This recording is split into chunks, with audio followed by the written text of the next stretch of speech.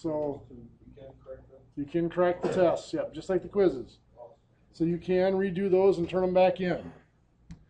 I'm going to have you look at them for at least a day before I'll answer any questions on them.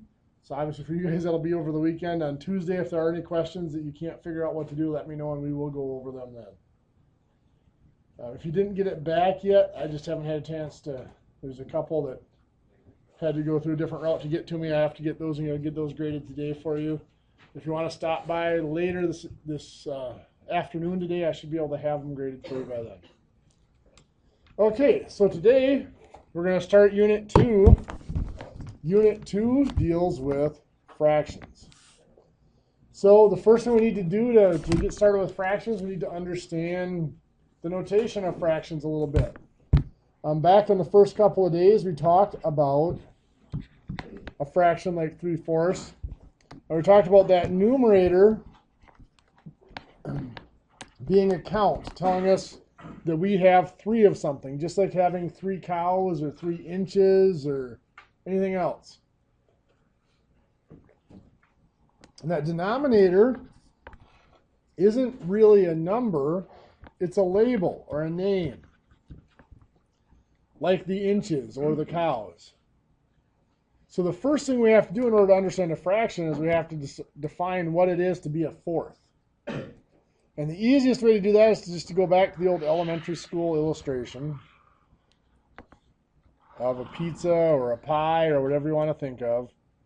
And a fourth means it is cut into 4 equal pieces. So each whole object is cut into 4 equal pieces. Or you can think of it as it takes 4 pieces. Here, Jesse. It takes 4 of those pieces to make one whole object. And of those 4 pieces, we have 3.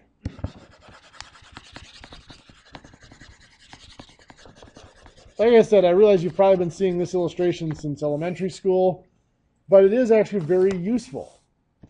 Now, we also mentioned that certain things, like addition and subtraction, we often have to change the name of the fraction in order to be able to do it because we need the same name or whatever.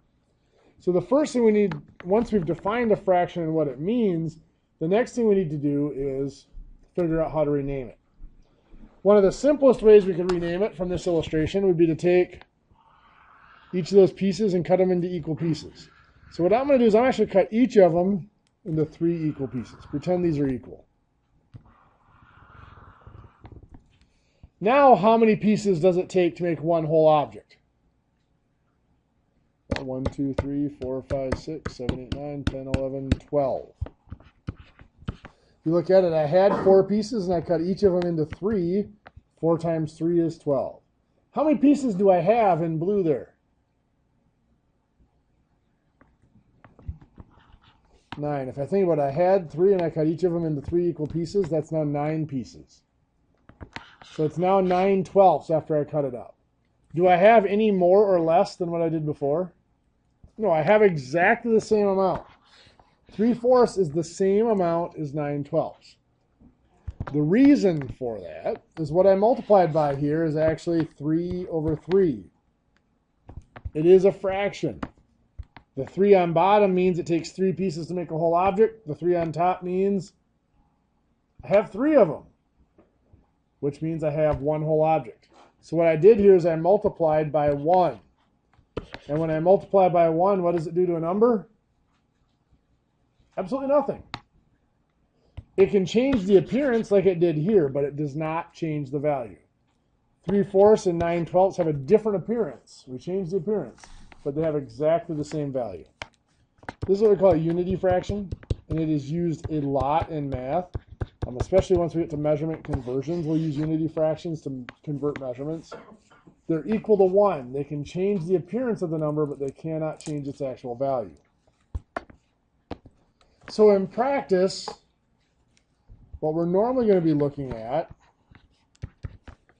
say we have a fraction like 2/5, we're going to know what we want to change the name to. We might know that we want to change that to 30/5. So what we have to figure out is what do we have to multiply the 5 by to turn it into 35?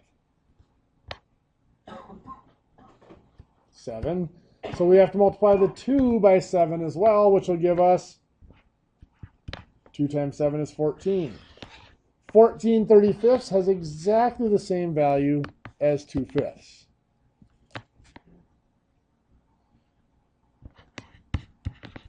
Or we could have 5/8, and I could know that I want to change it into 30 seconds. What number is going to go up here?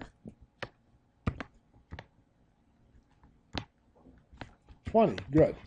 Because 8 times 4 made 32. We have to multiply the 5 times 4 as well to get 20.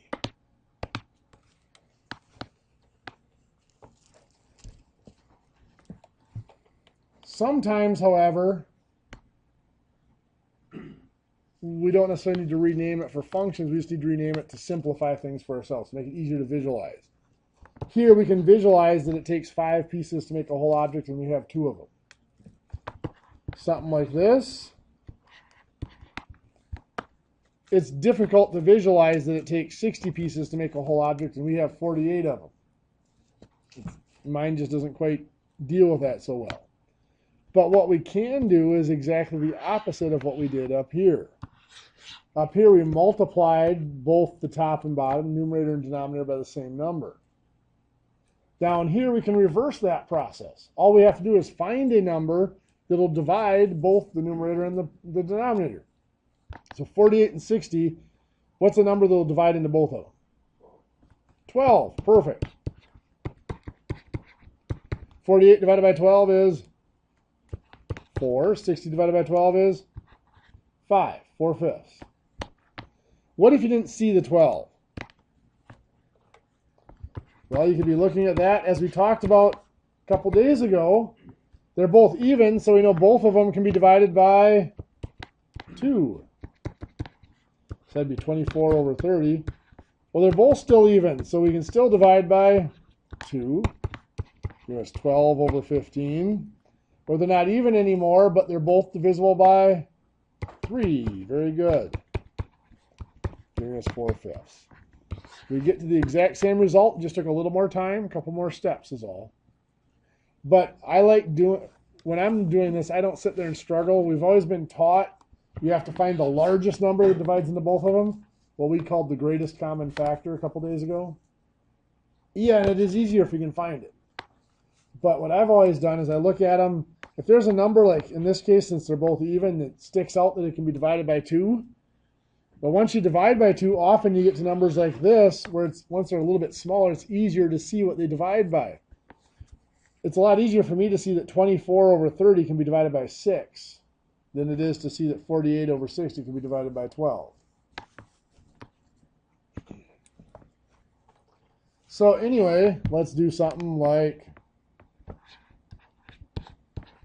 this. What can both of those be divided by? 5. Very good. 25 divided by 5 is 5. 40 divided by 5 is 8. Or we might have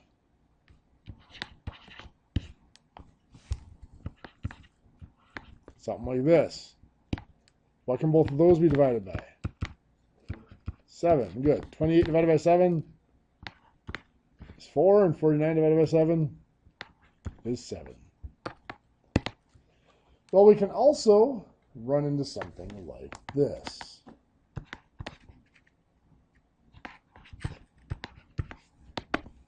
(45/7). Now remember, the 7 is telling us that it takes 7 pieces to make a whole object. We have 45 of those pieces, which means we have enough pieces to make actually several whole objects. So it'd be easier if we listed this as the number of whole objects and then the number of pieces left over. Those pieces are always going to be 7ths, because that's what they're cut up as. But to figure out how many whole objects we can get out of this, we'll just take 45 divided by 7. Now if you did that on your calculator, it would give you 6.42857,143 approximately, right? What's that telling us? Other than I have way too much time on my hands. The 6 is telling us we can get 6 whole objects out of here. How many pieces did that use up? Well, what's 6 times 7? It's 42. So how many pieces would be left over out of 45? 3. There's an easier way to look at this. Really what it is just a division and remainder. Take 45 divided by 7. 7 goes into 45 6 times. 6 times 7 is 42. There's 3 left over. So there are 3 of those pieces, or 3 of those sevenths, left over.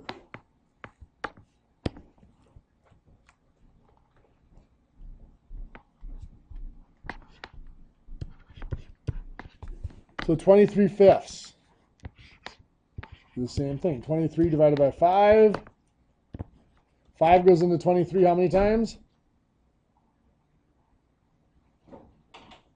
4. 4 times 5 is 20.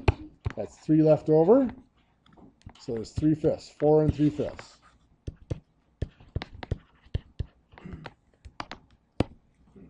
Let's do one more.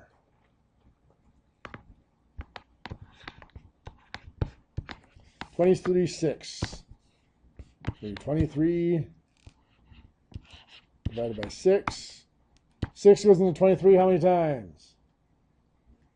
3 times. 3 times 6 is 18, so there's 5 left over. So 3 and 5, 6. Notice, this number here is always going to stay the same. The denominator on our improper fraction is always going to be the denominator over here.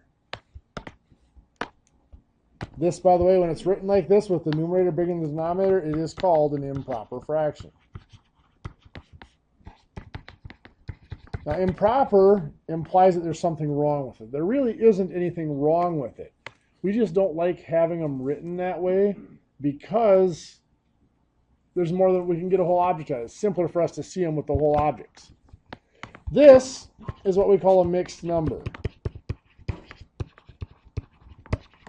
because it mixes the whole numbers and the fractions together. It tells us how many whole objects and how many pieces left over.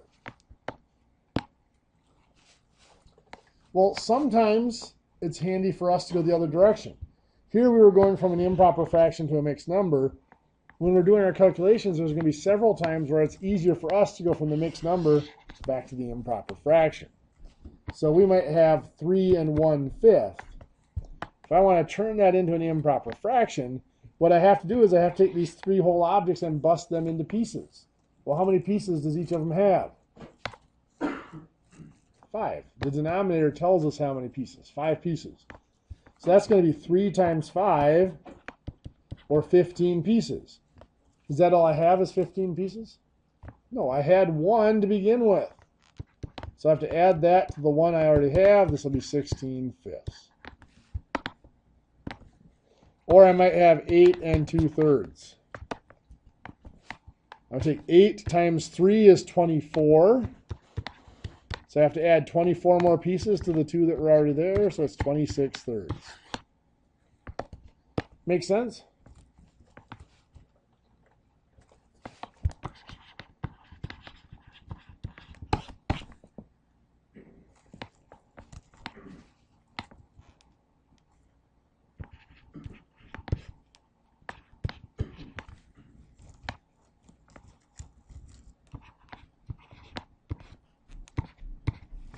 I want you to reduce those. Okay, so the first one, what do we do to reduce it? Divide it by 7 on each. Divide top and bottom can be both be divided by 7. 35 divided by 7 is 5. 42, you gotta wait for me. 42 divided by 7 is 6. So 5, 6. On bottom, we can't divide 11 by anything, but what can we do to reduce it? You got it. We're going to make it into a mixed number. 11 goes into 58 5 times. That would be 55. 58 minus 55 is 3, so it's 5 and 3/11ths.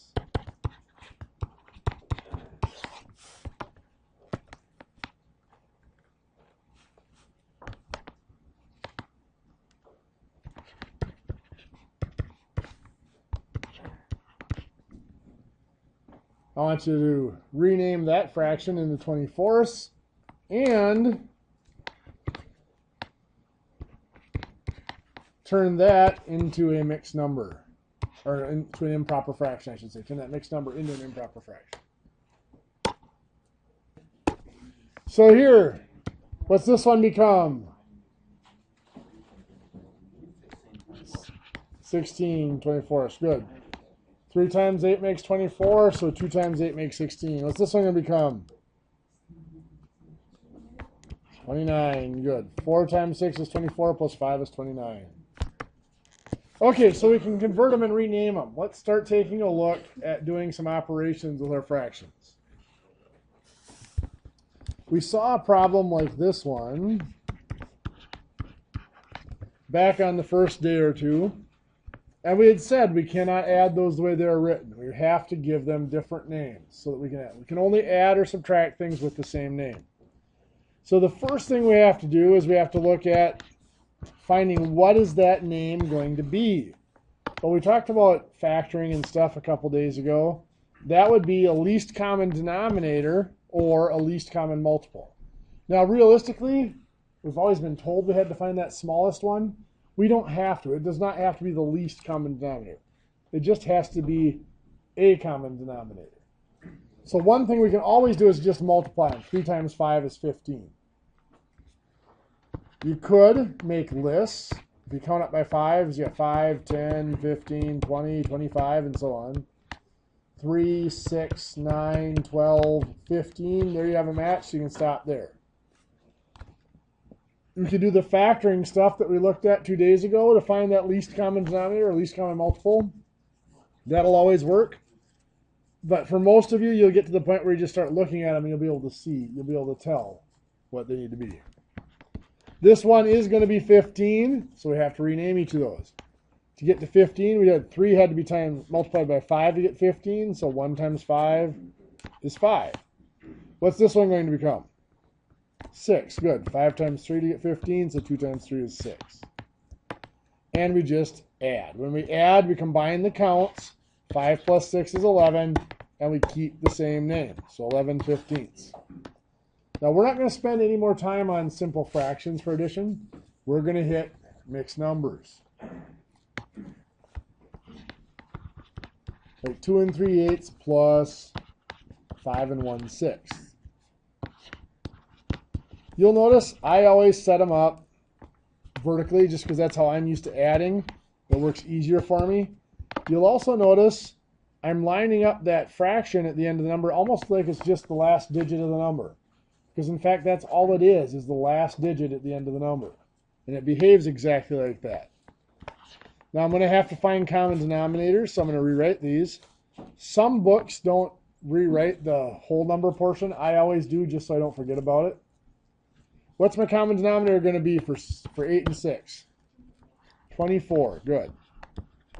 So 8 times 3, so 3 times 3 makes 9. What's this one going to be?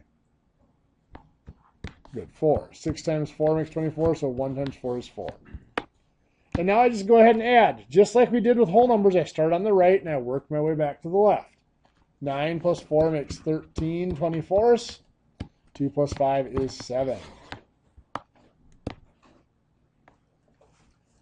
Now, this is one where if we had just multiplied 8 times 6, we would have got 48. Would that have worked? Sure. It just would have been a little bit different here. 8 times 6, so this would have been 18. 6 times 8, so this would have been 8. When we added, we would have got 26 48ths. 7 and 26 48ths. Well, that can be reduced to 13 24ths. You get the same answer. There's just a little extra work at the end because you got to reduce it is all. Not all of them work quite that simple. We can have 9 3/4 plus 6 and what did I put in here? 7/12.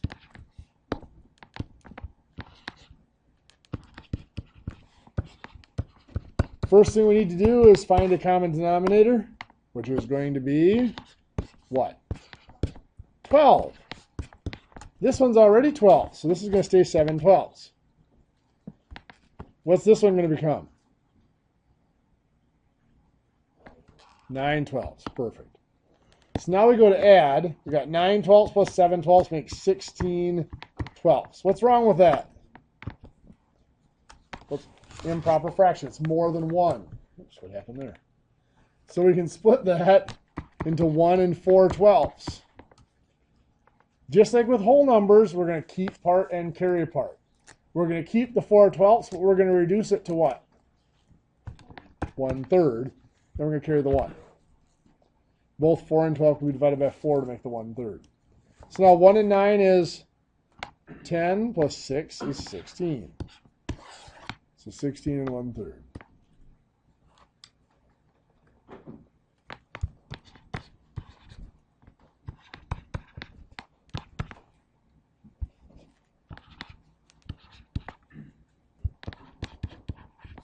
So this one.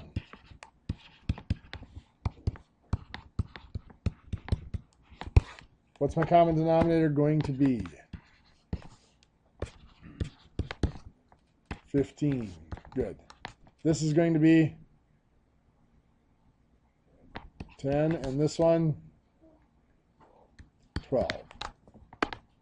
We add 10/15 plus 12/15 is 22/15. What are we going to do with that? Well, it is 1 and 7/15. So we keep the 7/15, carry the 1. 1 and 9 makes 10 plus 7 is 17. So 7, carry the 1. 1 and 4 is 5 plus 3 is 8.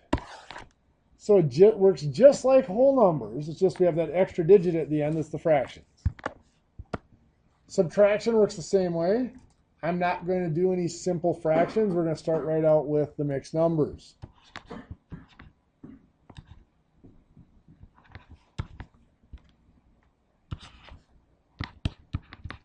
So something like this, 9 and 2/3 minus 6 and 1/4. Just like with addition, we can only combine with subtraction things that have the same name. So we need common denominators, which will be, somebody say 12. There we go. So this is going to be what? 8, and this? 3. 4 times 3, so 1 times 3 is 3. So then we're going to subtract. 8 minus 3 is 5/12. 9 minus 6 is 3. So 3 and 5/12. Well, once again, it doesn't always stay quite that simple.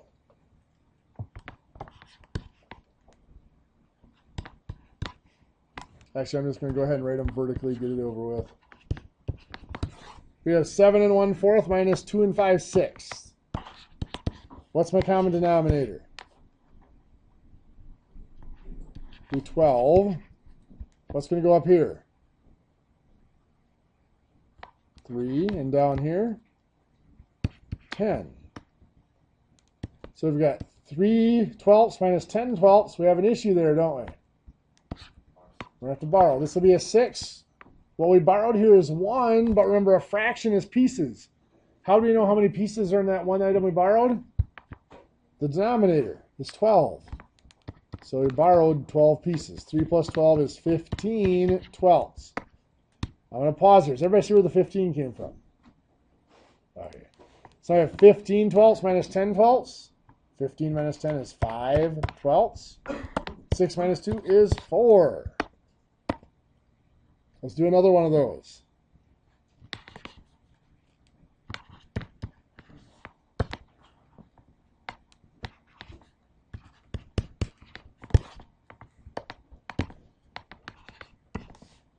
Common denominator will be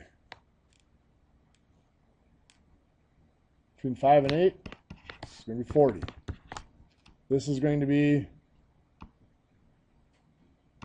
24. 5 times 8 to make 40, so 3 times 8 is 24. This is going to be 35. 8 times 5, so 7 times 5 makes 35. Once again, we encounter 24 minus 35 can't be done, so we need to borrow. This becomes 7. What do we do here? 40. You got it. The denominator is 40, so that one item we borrowed is 40. So this is now 64 40ths. 64 minus 35 is 29 40ths. 7 minus 5 is 2. So 2 and 29 40ths.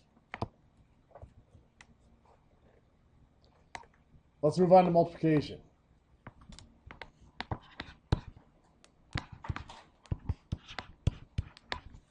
3/4 times 2/5. When we multiply, do we need the same name? Yes. No. So we do not need to find a common denominator. When we multiply, we combine the counts, and then we also combine the names. What this ends up being for fractions is just multiplying straight across. So we're going to do 2 times 3 is, or 3 times 2 is 6. 4 times 5 is 20. Now you might look at that and realize that both of those can be divided by 2. 6 divided by 2 is 3. 20 divided by 2 is 10. Now some of you might be looking at this asking, why didn't he cross cancel, or cross multiply it's sometimes called. Some of you might be looking at this right now wondering, what's cross canceling? But what it involves is the fact that we know that we're going to just multiply the numerators. The top is going to become 3 times 2. And then multiply the denominators. The bottom is going to become 4 times 5. We see that we have the 2 and the 4 that can both be divided by 2. We could actually divide that out before we multiplied. 2 and 4 both divided by 2 to give me 1 and 2. So now it would be 3 times 1 is 3. 2 times 5 is 10. Basically, it would be reducing the answer before we multiplied, getting the reduced answer right away. In a problem like this one, it's about the same amount of effort either way. But we can run into problems like this.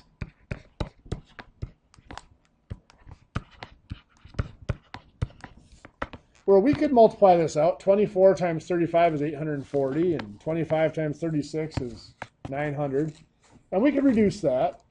But if we see it up front, we save ourselves a lot of work. What can we cross cancel here?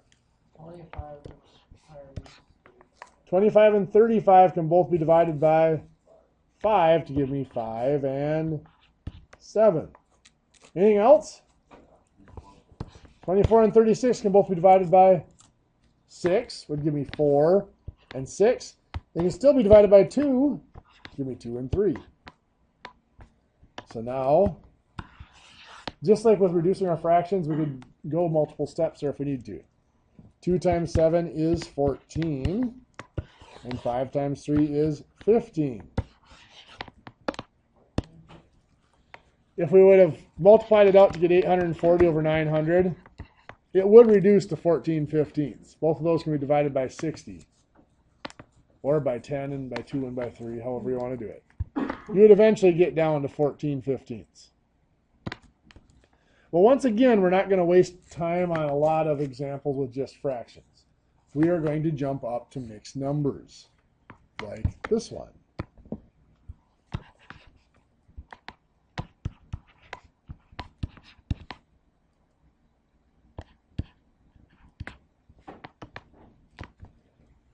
Multiplying mixed numbers is actually a really difficult process. In fact, if you went to any university and found 10 math majors, I'd be willing to bet that not even one of them could do it correctly. So how do we do it? Well, we cheat. We don't do it. We turn them into improper fractions. 5 1/3 will become 16/3. 5 times 3 is 15 plus 1 is 16. 7 1/4 will become 7 times 4 is 28 plus 1 is 29/4. Now that they're improper fractions, we can cross cancel. 4 and 16 are both divisible by 4 to give me 1 and 4.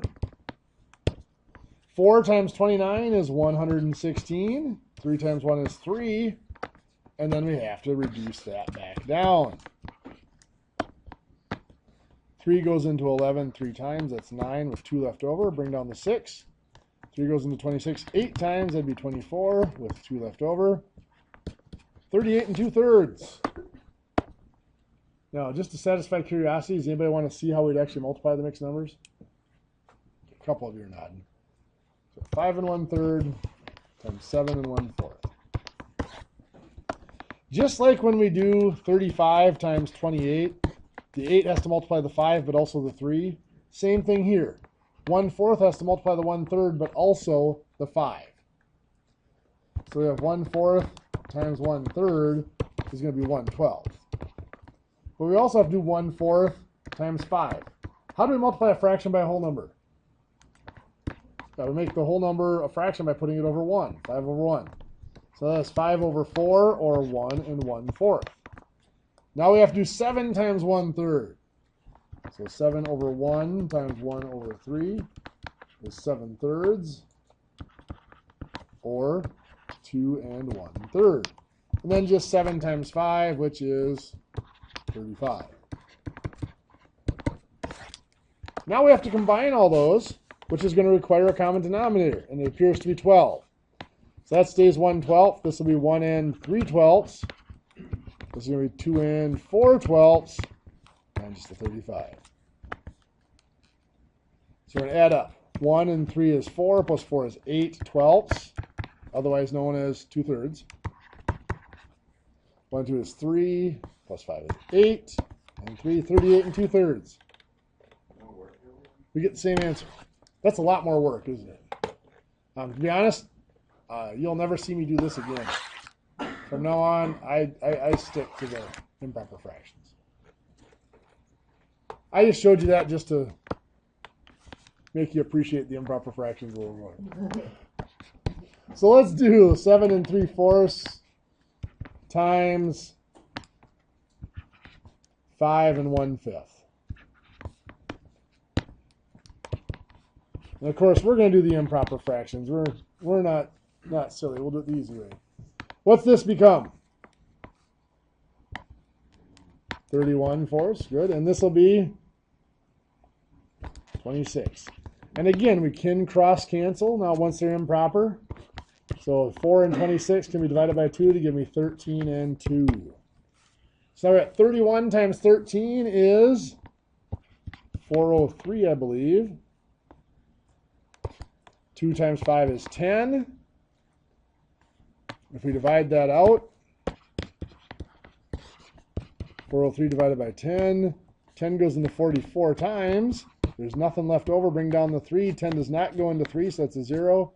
There's 3/10 left over. So 40 and 3/10. What do you think? Better than a sharp stick in the eye? For now? Okay. Well, then let's take a look at division. When we multiply straight across. And we said division follows the same rules as multiplication. Does that mean we can divide straight across? Can I do 12 divided by 4 is 3? And 25 divided by 5 is 5? Does that work? Is that the right answer? Yeah, it is. Would that work every time? Sure would. Why don't we do it that way? Well, because we run into things like this. 3/4 divided by 2/3. If I tried to divide straight across, it would come out to, 3 divided by 2 is 1.5, and 4 divided by 3 is 1.3333. It doesn't divide out evenly, does it? How have you been taught to handle problems like that? Yeah, instead of dividing by 2/3, we do 3/4 times what we called the reciprocal. 3 over 2. 3 times 3 is 9. 4 times 2 is 8. We get 1 1/8. Believe it or not, this process comes from this. Kind of like the carrying and borrowing with addition and subtraction. This whole multiplying by reciprocals is a relatively new process. Once upon a time, if we had 3/4 divided by 2/3, what they would have done was this. We're dividing by 2/3, so we're going to take 2 times 3 is 6. So we're going to rename the 3/4 by using a 6.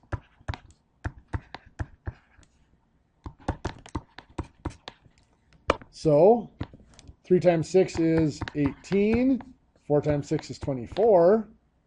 Now when we divide straight across, 18 divided by 2 is 9. 24 divided by 3 is 8. 9/8.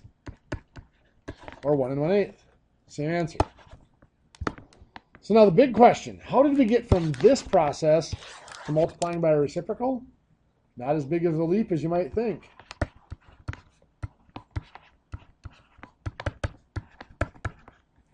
At one point, somebody looked at this and realized, hey, this part right here, if we did that division first, 6 divided by 2 is 3, 6 divided by 3 is 2, we always get this fraction just flipped over.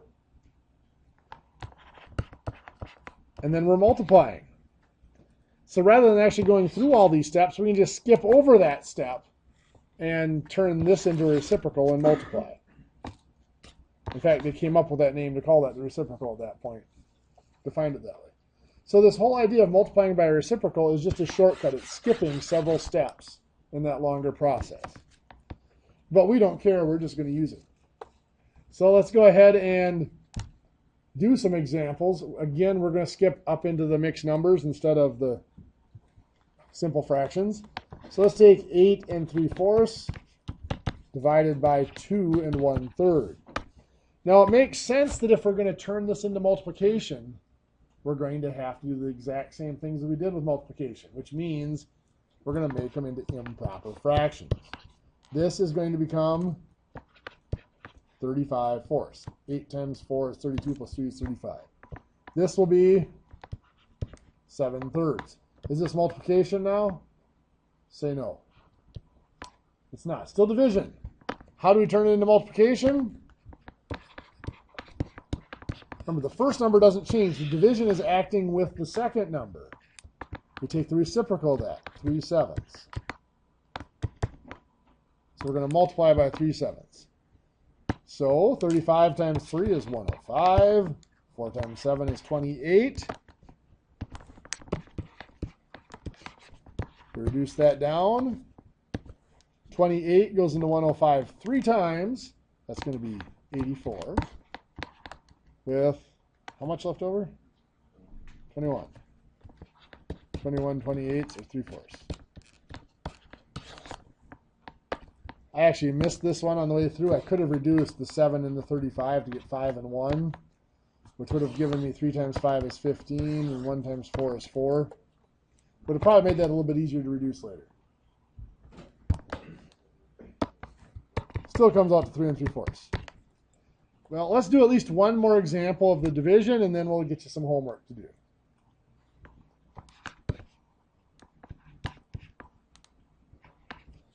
Let's do 7 4/5 divided by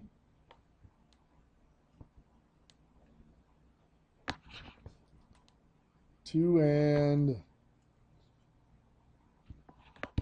2/3. Tell me what to do. Or you add the 7 and the 2 together. Nope. Make this an improper fraction. 7 times 5 is 35, plus 4 is 39. Still dividing. Over here, this is going to become 2 times 3 is 6, plus 2 is 8, so 8/3. Can I cross cancel the 39 and the 3? No. Why not? Because it's still division right now. We can only cross cancel when it's multiplication. So the 39 over 5 does not change. This becomes times 3 over 8. Now at this point we could cross cancel, except that right now there's nothing that will cancel. So now we go ahead and multiply. 39 times 3 is 117. 5 times 8 is 40, which will reduce to 2 37/40. What do y'all think? Good stuff? Okay. In your books, on page 32 through 33, it's going to be 1 through 49, the odds. That's converting fractions. On page 41 through 45, 1 through 89, the odds. That's addition and subtraction. And finally, page 49 to 52, 1 through 87, the odds. That'll be your multiplication and division. as always, do a couple of the easier ones, then skip ahead to the more difficult ones. Do what you need to prepare for a quiz that may or may not come up on Tuesday.